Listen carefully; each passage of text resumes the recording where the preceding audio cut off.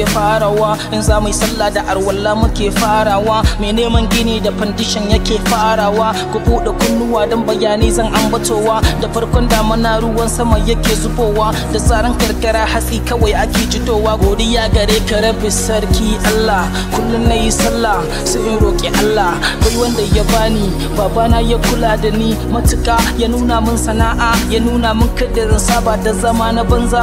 Gashi na rike na ci ribansa, ko mai zanayi a ce na isa. Duk da ne rashin mahaifiya, na yi ciwon zuciya, na fahimci duniya. Kullu nafsin za'iqatul mauti, dukkanin mai rai ai dole ya dandana mutuwa.